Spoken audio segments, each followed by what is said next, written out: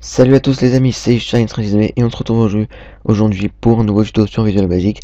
Donc ce tuto c'est aussi un tuto qui m'a été demandé beaucoup de fois. Donc je dis aussi parce que ça fait plusieurs fois que je tourne un tuto, enfin je tourne les tutos à la suite et ça fait plusieurs fois que je le répète. Enfin bref, donc ce tuto ça sera comment arrêter un processus. Donc je vais vous apprendre trois méthodes. D'abord je vais vous montrer chaque méthode. Donc on va arrêter le processus bloc-notes. Donc pour connaître le nom du processus, on peut voir que là donc, le processus il s'appelle bloc-notes, hein. Déjà c'est quelque chose qui finit par .exe ou autre chose, mais bon, normalement c'est .exe. Donc vous ouvrez le gestionnaire des tâches en faisant clic droit sur la barre des tâches et démarrer le gestionnaire des tâches, ou CTRL SHIFT échappe, la même chose. Il y a aussi un autre truc, c'est CTRL ALT SUPR, mais bon, en tout cas c'est pas grave. Enfin oui, trois méthodes. Donc pour le connaître, donc là vous avez la liste de tous les processus, et pour savoir lequel appartient au bloc-notes, vous allez dans Applications, et là vous avez toutes les fenêtres qui sont ouvertes. Vous faites clic droit sur la fenêtre du bloc-notes, donc clic droit, et vous allez aller dans le processus, et donc là vous avez le processus qui s'affiche. Donc c'est notepad.exe. Donc on rentre, notepad.exe, et donc il y a plusieurs méthodes. Donc soit la fonction kill process, donc ça c'est une fonction, je vais vous montrer maintenant, c'est une fonction qui permet d'arrêter un processus, c'est une fonction qui est déjà dans Windows. En fait, c'est fait exprès. Enfin, elle est déjà implémentée dans Windows et elle est très efficace et je pense que c'est la meilleure. Et donc, bon, par contre, c'est impossible à expliquer. Enfin, en tout cas, moi, je comprends rien. Juste, je la recopie. Si vous voulez que je vous la donne, il faut la recopier. Elle prend un tout petit peu de place, mais bon, en tout cas, il faut juste la recopier. En tout cas, je vais vous expliquer comment on l'utilise. Donc, si j'appuie fonction kill process, vous voir que ça tue le processus de Notepad. Donc, en fait, c'est exactement comme si on faisait ça. Application, hop, aller dans le processus et qu'on faisait arrêter le processus. C'est exactement la même chose. Ensuite, la deuxième méthode, c'est avec la fonction shell. Donc la fonction shell, en fait, ce qu'elle fait, c'est qu'elle ouvre le CMD. En fait, dans le CMD, il existe une commande qui permet d'arrêter le processus, qui est taskkill. Donc si je fais comme ça, vous pouvez voir qu'on a tous les arguments maîtres, etc. Donc nous, c'est F qui force tous les processus. Bon, ça, après, faut s'y connaître en CMD, en batch. Donc force le processus à se terminer. Et ensuite, il y a IM qui spécifie le nom du processus. Donc, nous, tout ce qu'on va faire, c'est taskkill, donc F pour forcer le processus, IM, et on met le nom du processus. Donc là, c'est notepad.exe. Donc si j'appuie sur entrée, le bloc-notes se ferme. Et maintenant, c'est exactement ce qu'on va faire dans Shell. En fait, on va exécuter cmd.exe, hop, et lui mettre la commande taskkill. Donc elle n'est pas très efficace, en tout cas c'est pas la meilleure méthode. Et ce qui est enfin le désavantage de cette méthode, les inconvénients on va dire, c'est que la fenêtre CMD se voit. Elle se voit pas sur Windows ici, mais elle se voit dans la barre des tâches. Donc on va voir que si j'appuie, regardez bien ici, si j'appuie, hop, voilà, elle apparaît juste 2 secondes, mais en tout cas ça se voit. Et c'est pas très bien. Ensuite la troisième méthode, par processus, en fait grâce à un processus, donc un outil qui s'appelle process. Hop, ouais. Il y a pas, oui, parce que je peux pas, parce qu'il est exécuté. Mais en tout cas, c'est un nouvel outil qui s'appelle Process, comme un bouton, comme une checkbox, etc. Un outil qui s'appelle Process. On fait exactement la même chose avec le cmd.exe. Donc on a de la commande taskkill, comme ça, K-I-L-L, F, I-M, et là on met la textbox.exe, textbox.text, pardon. On fait la même chose, sauf que là, il y a une fonction spéciale dans le process qui permet de cacher la fenêtre. On peut voir que si je fais ça, hop, on peut voir que le CMD n'est pas apparu. Donc en fait, celui-là et celui-là sont à peu près les mêmes, sauf que celui-là, c'est une fonction directement dans Windows, et celui-là, il passe par le CMD. Par contre, celui-là, bon, c'est un peu nul, mais bon, c'est juste pour vous l'apprendre. Donc on va tout de suite commencer, on va créer un nouveau projet. Je laisse ouvert pour que je puisse copier la fonction kill process. Je vais vous montrer tout de suite. Donc on va faire à peu près le même design. On va mettre les trois méthodes. D'abord on va mettre une textbox, pardon. Hop. Donc vous pouvez voir aussi que... Ouais, donc voilà le process, je vous le montre. Process, voilà ici, c'est ça, process. Donc oui, donc là vous pouvez voir que quand je marque quelque chose, il s'écrit au centre. Donc juste pour que ça soit écrit au centre, c'est très simple. On va juste dans le texte à ligne et on met center. Avant c'est left, en fait il s'écrit par rapport à enfin il s'écrit en commençant par la gauche et il va comme ça, comme ça. Donc on veut qu'il s'écrit par rapport au centre. On va ensuite créer les trois boutons. Hop, donc là le premier qu'on va appeler fonction qui, vous pouvez les appeler comme vous voulez, hein, pour les débutants qui sont là et qui savent pas encore, qui s'y connaissent pas bien. D'ailleurs, je vous invite à aller voir le tuto sur les bases de Visual Basic. Hop, donc vous pouvez les appeler comme vous voulez, hein. Là c'est juste le texte du bouton, c'est pas la commande qui va s'exécuter. Et ensuite, process. Donc la fonction clé-process, on double-clique dessus, et il faut ajouter une nouvelle fonction. Donc on double-clique, on saute une ligne, on va en dehors du unsub. En fait, ça c'est une fonction, nous on va créer une nouvelle qui s'appelle sub, on va l'appeler kill process, et on va spécifier un argument qui va être le processus à arrêter. Donc process as, et c'est une string, une chaîne de caractères. Ensuite, vous allez coller ce que je vais vous donner, donc ici. Ah, mais non, c'est une fonction, mais bon, ça peut être aussi un sub. Hop. Pardon, je remets ça en name. Voilà. Donc, en fait, la fonction killProcess va exiger l'argument, elle va vouloir l'argument processName pour pouvoir l'arrêter. Donc, en fait, qu'est-ce que c'est? Mais ça, en fait. Non, attendez, je regarde. Non, contrôle match Z. Normalement. Alors, attendez, hein. Je suis vraiment désolé, je sais que j'ai pas bien préparé. Ouais, donc en fait, vous laissez comme ça, excusez-moi. Et donc là, le processus arrêté, on va mettre kill process. Donc en fait, il va appeler cette fonction. Et cette fonction, elle veut l'argument processName, donc elle veut le processus arrêté.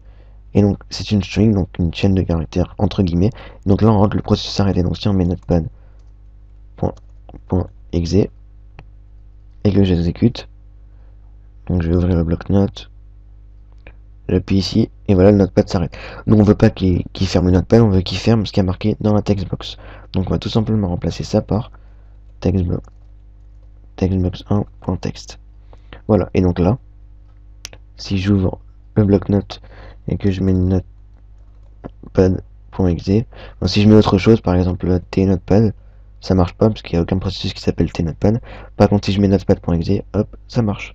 Donc on va aussi essayer avec un autre processus pour vous montrer. On va prendre FileZilla par exemple. Clic droit, démarrer. Démarrer gestion d'usage d'un processus. Donc c'est FileZilla.exe. Hop, donc on va mettre FileZilla.exe. Hop, et voilà, FileZilla se ferme. Donc voilà pour la première méthode. La deuxième méthode, c'est par fonction shell.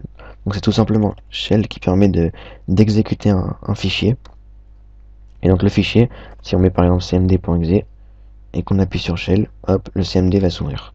Ici. Nous, on veut qu'il s'ouvre, mais qu'il ait un argument, donc il ait l'argument taskkill. En fait, qui rentre la commande automatiquement taskkill. Sauf que là, ça va pas marcher, hein, c'est pas comme ça. F im notepad.exe. Ça, c'est ce que je vous ai montré tout à l'heure, hein, c'est la commande qu'on a entrée tout à l'heure dans le cmd.exe, c'est la même chose. Donc nous, là, ça va pas marcher, vous allez voir. Shell, on va voir que ça marche pas, ça ouvre, mais ça fait rien. Pourquoi? Parce que on a décidé. Non, en fait, ce qu'il va faire Windows, c'est qu'il va exécuter ce fichier. Nous, on veut pas qu'il exécute ce fichier parce que ce fichier n'existe pas. On veut qu'il exécute ce fichier avec comme argument ce fichier, cette commande-là. Donc, pour spécifier un argument, on va tout simplement faire un slash c et un espace. Donc, en fait, slash c, ça correspond à l'argument qu'on va mettre. Et donc là, la commande en fait qu'on va mettre. Donc là, si je refais, j'ouvre Notepad, j'appuie sur Shell, hop, ça marche. Donc là, à la place de mettre Notepad, on met une guillemets, un guillemet, enfin mettre guillemets, pardon. On ferme les guillemets, on met et le textbox1.text. Et voilà. Donc là, ça marche. Je vais pas l'essayer avec FileZilla à chaque fois, mais je vous le montre. Je vais juste le montrer avec Notepad.exe. Si je mets autre chose, T, ça marche pas. Si j'enlève, je mets Notepad.exe, hop, ça marche. Et enfin, la dernière méthode, c'est en créant un process. Donc process là, on n'est pas obligé de l'ajouter. Hop, on peut le créer directement à partir du code et c'est beaucoup mieux. Donc je vais vous montrer les deux méthodes. Donc on va déjà cliquer sur process. Donc la première méthode, c'est dans process, il faut aller dans start info. Donc le file name, c'est à peu près pareil que le shell, hein, sauf que là c'est plus optimisé. Donc on va aller dans start info, donc le file name à exécuter, et bien c'est cmd.exe comme je vous l'ai expliqué tout à l'heure. Ensuite, normalement c'est c2.windows system32 cmd.exe, etc. Mais si vous mettez que cmd.exe, ça marche quand même. Ensuite, les arguments à mettre, bah, c'est la commande taskkill.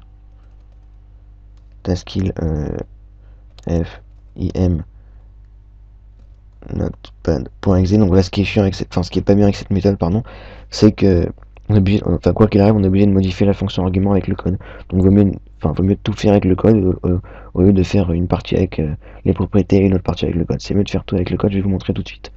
Donc là, si je mets tasking.notepad.exe, donc pour lancer le processus, donc je double-clique ici, et on va mettre process 1. Non. Donc en fait, on va lancer le processus qu'on a créé, donc process 1.start. Voilà. Donc là, si je lance le bloc-notes et que je mets process, ouais, donc ça n'a pas marché. Donc en fait, dans l'argument, il faut quand même mettre, j'ai oublié le C, voilà. Vous mettez le /c comme ça. Excusez-moi, j'ai juste une petite coupure, excusez-moi. Donc ouais, donc je disais qu'il fallait juste mettre le /c. Et maintenant, le bloc-notes, si j'ouvre le bloc-notes, donc on va fermer ça. Si j'ouvre le bloc-notes, process, hop, et ça marche. Donc là, vous pouvez voir deux choses. Donc premièrement, la fenêtre CMD et c'est vu, enfin n'est pas caché en fait. Et deuxièmement, c'est que en fait, il n'y a pas de deuxièmement. Deuxièmement, c'est que je vais le supprimer, on va le faire directement avec le code. Donc on va créer un nouveau processus, donc on va l'appeler P, donc dim P as new process. Donc la variable P, donc le mot P, la lettre P plutôt, c'est un processus, donc un nouveau processus. Et là on va faire exactement pareil que tout à l'heure dans les propriétés, sauf qu'on va les faire avec le code. Donc P. Rappelez-vous, c'est startinfo.filename. Donc on met cmd.exe. Ensuite p.startinfo.argument cette fois-ci est égal à /c, la commande tasking fim notepad.exe. Donc je mets notepad juste pour vous montrer. Ensuite on mettra la textbox 1.text. Et ensuite p.start. Donc je vais vous montrer que c'est exactement la même chose. Hop, j'appuie, ça marche. Donc premièrement, on va faire en sorte que qu'il n'arrête pas notepad.exe mais qu'il arrête ce qui est marqué dans la textbox. Donc comme tout à l'heure, on met juste et textbox 1.text. Donc on ferme les guillemets et on met et 1.text, voilà. Hop. Donc si je mets rien, ça marche pas. Si je mets notepad.exe, hop, ça marche.